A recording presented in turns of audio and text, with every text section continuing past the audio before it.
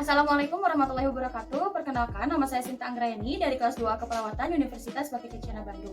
Di sini saya akan menampilkan video untuk memenuhi salah satu tugas ujian praktikum keperawatan maternitas 1. Adapun isi videonya yaitu tentang pemeriksaan prenatal. Nah, tujuannya itu untuk mengetahui keadaan janin dan ibu secara umum. Nah, adapun alat dan bahan yang digunakan pada pemeriksaan prenatal yaitu yang pertama ada satu set CCTV yang di dalamnya itu ada sphygmomanometer, stetoskop, jam tangan, lalu ada termometer. Nah, untuk yang selanjutnya ada Doppler, ada bengkok, handscoot. Yang selanjutnya di sini ada refleks hammer yang dilakukan untuk pemeriksaan refleks darah, ada pen light, terus ada juga pengukur tinggi badan dan pengukur berat badan. Ada kapas atau kasa, dan yang terakhir ada meteran. Selamat menyaksikan. Assalamualaikum Ibu, selamat pagi. Ibu gimana kabarnya hari ini? Baik, Baik, alhamdulillah ya Bu ya. Semalam bisa tidur? bisa. Bisa, alhamdulillah ya. Nah Ibu, sebelumnya perkenalkan nama saya Perawat Sinta Anggraeni. Di sini saya dinas pagi Ibu dari pukul 7 hingga pukul 2 siang nanti. Nah Ibu, sesuai dengan standar prosedur keselamatan rumah sakit, Ibu bisa sebutkan nama dan tanggal lahirnya biar saya sesuaikan dengan bilang Ibu pakai. Oke Bu? Ya, Put, 2 Agustus 97. Iya, sudah sesuai ya Bu ya dengan gaya Ibu pakai. Nah Ibu, tujuan saya ke sini, di sini saya akan melakukan tindakan keperawatan Ibu. Nah, tindakannya itu pemeriksaan prenatal atau pemeriksaan pada ibu hamil. Nah, tujuannya untuk mengetahui secara umum kesehatan ibu dan janinnya. Ibu ya, nah Ibu setuju? Ya, Ya, nah nanti untuk prosedurnya, Ibu berbanding saja ya, nanti saya akan melakukan pemeriksaannya. Untuk kontrak waktunya kurang lebih 10-15 menit, apakah Ibu bersedia? Ya. Jadi jika bersedia, sebelumnya apakah ada yang ingin ditanyakan terlebih dahulu Ibu? tidak. Tidak ada, baik jika tidak ada, saya siapkan notnya terlebih dahulu ya Bu ya. Selanjutnya, setelah kita mempersiapkan pasien, kita juga siapkan lingkungan, yaitu dengan menutup sampiran untuk menjaga privasi pasien. Tutup sampiran. Nah, sebelum kita memulai tindakannya, sebelumnya kita anjurkan kepada pasien untuk melakukan BAK terlebih dahulu dan untuk membasuh vaginanya. Selanjutnya, kita cuci tangan dalam 6 langkah.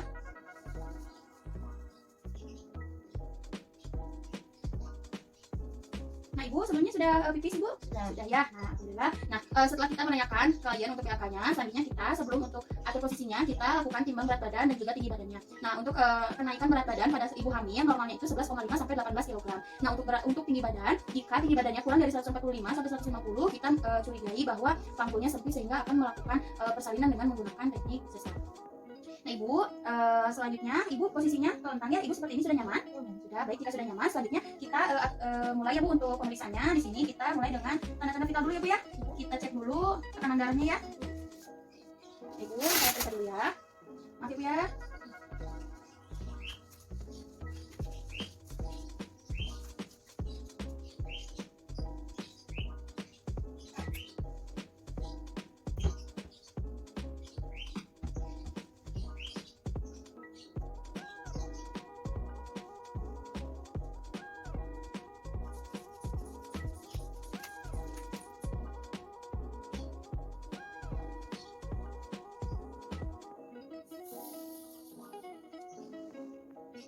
Nah Ibu, untuk tekanan darahnya 100/70 ya. Nah biasanya pada ibu hamil memang mengalami penurunan dari tekanan darah. Apabila mengalami kenaikan di atas 150, maka disebut preeklamsi. Selanjutnya setelah kita memeriksa tekanan darah, kita memeriksa suhu bayan. Nah untuk suhu juga biasanya terjadi peningkatan tapi dari normal ke agak tinggi. Nah sebelumnya kita bersihkan dulu area ketiaknya. Ibu sekarang kita suhu ya, maaf ya saya bersihkan dulu. Maaf ya Bu ya, ini yang kita tunggu sampai berbunyi. Ibu sudah berbunyi ya. Ibu suhunya normalnya 37,2. Apabila sudah suhunya, selanjutnya kita melakukan pemeriksaan respirasi dan juga nadi menggunakan jam tangan. Kita hitung selama 1 menit. Bu, maaf ya. Nah biasanya untuk nadinya itu cenderung meningkat. Dan untuk normalnya itu dari 88 sampai 100 kali per menit. Dan untuk respirasinya juga biasanya meningkat pada trimester ketiga. Nah untuk normalnya sampai 24 kali per menit. Nah, apabila sudah kita tanda-tanda vital, selanjutnya kita pemeriksaan fisik head to toe. Nah, Ibu, tadi pemeriksaan tanda-tanda vitalnya sudah selesai ya Bu ya. Selanjutnya kita pemeriksaan fisiknya dari kepala sampai kaki Ibu. Nah, sekarang kita mulai dulu dari kepalanya ya Bu ya. Nah, kita lihat di area kepala Ibu, maaf ya Bu ya. Saya lihat. Nah, dilihat kebersihannya, apakah terdapat ketombe atau tidak, apakah ada kutunya atau tidak. Lalu lihat juga penyebaran rambutnya. Biasanya pada ibu yang kurang nutrisi, penyebaran rambutnya itu tidak merata serta rambutnya kusam juga rontok. Nah, selanjutnya kita palpasi apakah klien mengalami nyeri tekan atau tidak. Ibu, maaf ya. Ibu apakah ada nyeri? Tidak. Tidak ada. Nah Ibu, apakah saat ini Ibu pusing? Tidak. Tidak, baik, jika tidak. Selanjutnya apabila kita sudah ke kepala, selanjutnya kita periksa area muka klien. Nah, biasanya pada area muka itu, pada ibu hamil terdapat koasma gravidarum atau menghitamnya area dahi, hidung, pipi, dan juga sebagian dari leher. Nah, itu merupakan ciri khas dari ibu hamil. Ibu maaf ya, saya lihat dulu. Selanjutnya apabila sudah kita lihat, selanjutnya kita lihat juga konjungtivannya apakah anemis atau tidak. Nah, biasanya pada ibu hamil cenderung pucat karena terjadi penurunan hemoglobin. Ibu, maaf ya, saya lihat dulu. Ibu bisa lihat ke atas. Maaf ya, Bu ya.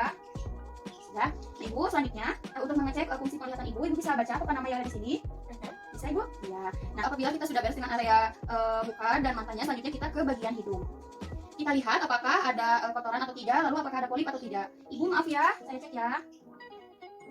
Nah, setelah itu kita lihat juga tes juga fungsi penciumannya, apakah berfungsi dengan baik atau tidak. Nah, selanjutnya setelah dari hidung kita ke telinga pasien untuk mengecek apakah ada kotoran atau tidak, lalu apakah terdapat serumen atau tidak. Nah, kita minta pasien untuk kita akan periksa dulu bagian sebelah kirinya dan meminta pasien untuk menghadap ke sebelah kanannya. Ibu, sekarang kita akan melakukan pemeriksaan pada telinga ya Bu ya. Kita periksa dulu sebelah kiri, Ibu bisa ke sebelah kanan.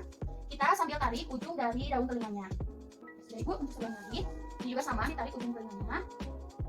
Ibu. Nah, kita juga bisa mengecek fungsi pendengarannya. Selanjutnya kita ke area mulut. Nah, kita lihat apakah keadaan bibir kliennya itu kering atau lembab. Lalu lihat juga keadaan dalam mulutnya apakah ada karies atau tidak. Biasanya pada ibu hamil terdapat karies. Lalu lihat juga gigi berlubangnya ada atau tidak, apakah ada pendarahan dan juga lihat kebersihan giginya. Ibu, sekarang kita ke bagian mulutnya. Ibu bisa buka mulutnya. Ya, sudah ya. Nah, apabila kita sudah selesai dengan area kepala, wajah juga, selanjutnya kita turun ke area leher. Nah, di leher kita palpasi apakah terdapat pembesaran kelenjar tiroid atau tidak, lalu kita juga mengecek fungsi menelannya. Ibu, sekarang kita ke bagian leher ya. Maaf ya Bu ya, saya periksa. Nah, Ibu coba menelan. Nah, sudah bagus ya Ibu fungsi menelannya. Nah, sekarang karena bagian atasnya sudah selesai, kita ke bagian dada Ibu, ke bagian payudara Ibu. Kami sedang hamil Ibu ya, jadi pengecekan payudara itu sangat penting untuk nanti ke depannya nutrisi bagi anak Ibu ya Bu. Nah, untuk payudara kita infeksi terlebih dahulu dari kebesaran payudaranya, apakah simetris atau tidak antara kiri dan kanan. Lalu setelah itu kita lihat juga aerolanya bersih atau tidak, dan juga puting susunya kita lihat apakah menonjol, datar atau ke dalam. Ibu maaf ya, ini saya lihat ya. Nah, kita lihat. Nah, apabila sudah kita lihat, nah apabila aerolanya kotor, kita bisa membersihkannya menggunakan kasa. Nah, setelah kita infeksi, kita palpasi daerah payudaranya juga, kita cek adanya kolostrum. Nah, biasanya terjadi pada minggu ke-20 dengan cara kita mengeceknya, kita tekan dari bagian aerola sampai ke puting. Maaf ya Bu ya. Nah, Ibu, kolostrumnya sudah ada nih ya Bu ya. Nah, selanjutnya kita akan mengecek apakah ada benjolan atau tidak di payudara Ibu ya Bu ya. Nah, ini Ibu juga bisa lakukan sendiri di rumah dengan merabanya. Nah, untuk sekarang Ibu bisa angkat tangan Ibu ke belakang kepala, disimpan. Nah, seperti itu. Nanti saya cek ya Bu. Nah, untuk pengecekan terdapat benjolan atau tidak, kita bisa menggunakan telapak tangan, yaitu dengan searah jarum jam dan memutar. Nah, atau juga kita bisa memanjang dari pangkal mendekati ujung putingnya. Ibu maaf ya. Kita lihat apakah ada benjolan atau tidak. Nah, selanjutnya apabila tidak ada, Ibu boleh lurus lagi tangannya. Selanjutnya kita juga bisa mengecek bunyi nafas pada pasien, apakah ada suara nafas tambahan atau tidak. Ibu maaf ya, ini saya cek dulu ya. Maaf ya Bu ya.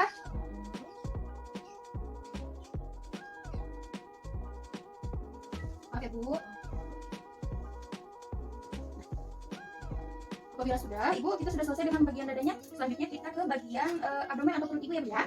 Bu maaf ini sedikit saya buka ya. Nah, untuk bagian perut, bagian abdomen, kita lihat pembesarannya. Apakah pembesarannya itu ke arah depan atau ke arah bawah dan ke atas atau lonjong. Kita lihat. Nah, setelah itu kita bisa lihat juga apakah ada garis hitam atau tidak, atau yang disebut dengan linea alba, yaitu garis hitam dari pusat sampai ke simfisis. Lalu biasanya juga pada ibu hamil terdapat striae di area abdomennya. Nah, apabila sudah kita infeksi, selanjutnya kita auskultasi bising usus pada pasien. Biasanya bising usus pada ibu hamil cenderung menurun karena terjadinya konstipasi. Ibu sekarang lagi konstipasi nggak? Susah BAB nggak Bu? Enggak ya, saya cek dulu bising ususnya Bu ya. Maaf ya. Maaf ya Bu ya. Biasanya normal bising ususnya itu 6-12 kali per menit. Nah, selanjutnya setelah kita infeksi dan auskultasi, selanjutnya kita lakukan pemeriksaan Leopold pada ibu hamil. Nah, ada 4 Leopold. Yang pertama, kita lakukan Leopold yang pertama, yaitu untuk menentukan apa yang ada di pundus dari ibu tersebut. Nah, bagaimana caranya? Yaitu kita posisikan kaki ibu agak ditekuk dan kita palpasi dari area simfisis sampai ke pundus. Nah, setelah itu kita bandingkan apa yang ada di pundus dan di bagian simfisis. Nah, Ibu, sekarang kita lakukan pemeriksaan Leopold ya Bu ya. Ibu kakinya bisa agak ditekuk Bu. Nah, ditekuk ya Bu. Sudah ya, sudah betul. Nah, maaf ya Bu ya. Nah, apabila melenting dan juga keras terus terdapat ada bundar, berarti itu area kepala. Dan apabila agak sedikit lembek dan juga bundar, berarti itu area bokong. Lalu tujuan yang kedua untuk pemeriksaan Leopold yaitu untuk menentukan usia kehamilannya. Nah, ada dua cara untuk menentukan dari usia kehamilannya. Yang pertama dengan menggunakan meteran, dan yang kedua bisa dengan palpasi. Nah, jika untuk menggunakan meteran ini kita lakukan pengukuran dari pundus sampai ke simfisis. Ibu, maaf ya, Ibu diluruskan aja kakinya. Ini sampai sini. Gunakan palpasi oleh tangan kita. Nah, kita palpasi apabila pundusnya itu berada di pusat, berarti itu usia kandungannya 6 bulan. Dan apabila 3 jari di bawah pusat, berarti usia kandungannya 5 bulan. Apabila 3 jari di atas pusat, itu usia kandungannya 7 bulan. Dan juga apabila pertengahan dari pusat dan PX itu berarti 8 bulan. Dan apabila pertengahan dari pusat dengan simfisis itu berarti 4 bulan. Apabila di atas 2 atau 3 jari di atas simfisis berarti itu 2 atau 3 bulan. Dan 3 jari di bawah PX berarti itu 9 bulan. Nah, apabila sudah melakukan Leopold yang pertama, kita lakukan Leopold yang kedua. Nah, tujuannya itu untuk menentukan daerah punggung dan kaki juga tangannya. Nah, dari tadi kan Leopold pertama itu tangannya itu ada di pundus dan simfisis. Nah, untuk Leopold kedua kita gerakan ke samping secara perlahan. Kita gerakan, kita palpasi. Apabila ininya ke dalam berarti itu bagian tangan, dan apabila agak keras dan juga melenting berarti bagian punggung.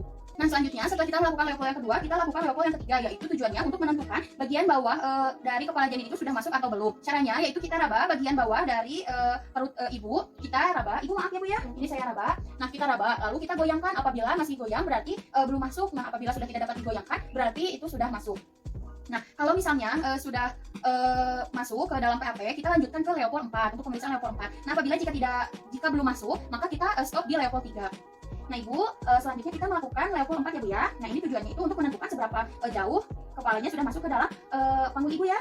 Nah, caranya yaitu kita kebalikan dari Leopold pertama. Kalau Ibu maaf ya, ini saya cek. Maaf ya Bu ya. Nah, apabila masih berdekatan berarti itu masih masuknya sedikit. Apabila sejajar berarti masuknya itu sudah sebagian, dan apabila berjauhan berarti itu sudah masuk sebagian besarnya atau sudah infartu. Nah, setelah kita melakukan pemeriksaan Leopold, kita selanjutnya melakukan pemeriksaan denyut jantung janin.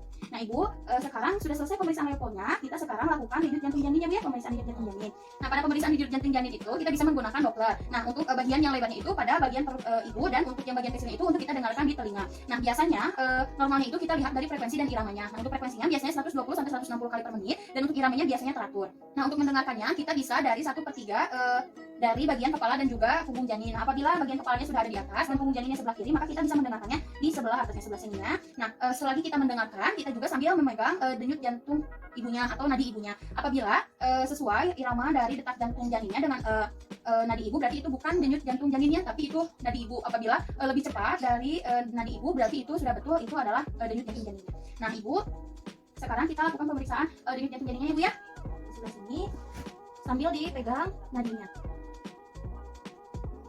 Nah, sudah ya Bu, sudah ada denyut jantung janinnya. Selanjutnya kita ke pemeriksaan vagina. Nah, sebelum kita melakukan pemeriksaan vagina, kita gunakan handscoon terlebih dahulu. Ibu, selanjutnya kita pemeriksaan vagina ya Bu ya. Sebentar ya, saya gunakan sarung tangan dulu. Nah, apabila kita sudah menggunakan handscoon, kita periksa bagian vagina dari klien. Nah, Ibu, kita sekarang melakukan pemeriksaan vagina ya Bu ya.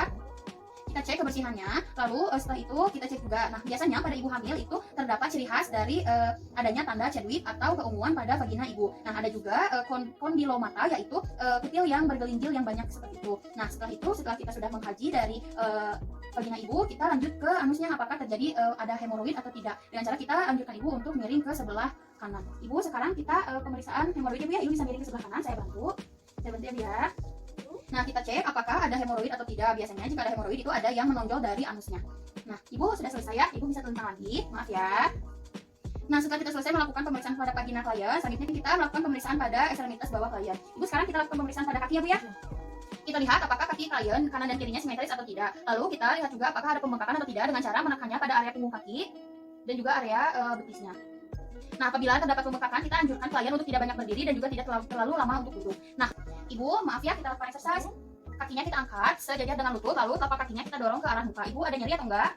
Tidak ada. Kalau misalnya pasien mengeluh nyeri, berarti di situ ada tromboflebitis. Nah, Ibu, sebelahnya ya. Maaf ya Bu ya. Ada nyeri nggak Bu? Nggak ada. Baik. Nah, apabila sudah tidak ada, selanjutnya kita pemeriksaan refleks patella.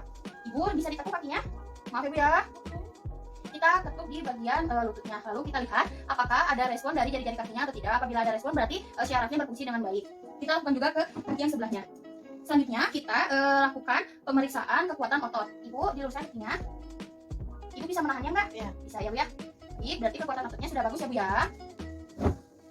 Nah, apabila kita sudah melakukan semua pemeriksaannya, kita jangan lupa untuk memberitahu dari hasil pemeriksaan tadi yang sudah kita lakukan, seperti tanda-tanda vital, lalu kebersihannya juga yang lainnya yang tadi kita lakukan pemeriksaan. Bu, ini saya tutup lagi Bu ya. Iya. Nah, Ibu alhamdulillah tindakannya sudah selesai ya Bu ya. Nah, sekarang gimana perasaan Ibu setelah dilakukan pemeriksaan? Lebih nyaman. Lebih nyaman ya Bu ya, alhamdulillah. Nah, Ibu kalau begitu saya pamit ke ruang perawat ya Bu ya. Sebelumnya apakah ada yang mau ditanyakan dulu? Tidak ada, baik jika tidak ada, terima kasih Bu atas kerjasamanya Bu ya. Nanti Ibu kalau misalnya butuh saya, Ibu bisa panggil saya di ruang perawat atau hubungi saya yang ada di sebelah tempat Ibu ya. Nah, Ibu, apakah posisinya seperti ini sudah nyaman? Iya. Sudah nyaman. Baik, sebelum kita meninggalkan pasien, kita cuci tangan terlebih dahulu. Nah, apabila kita sudah, selanjutnya kita berpamitan pada pasien Ibu. Terima kasih atas kerjasamanya ya Bu ya. Saya pamit. Assalamualaikum. Sama. Nah, setelah kita melakukan tindakan kepada pasien, jangan lupa kita sebagai perawat selalu melakukan dokumentasi kegiatan. Sekian video yang dapat saya tampilkan. Mohon maaf apabila banyak kekurangan. Terima kasih atas perhatiannya. Semoga bermanfaat. Wassalamualaikum warahmatullahi wabarakatuh.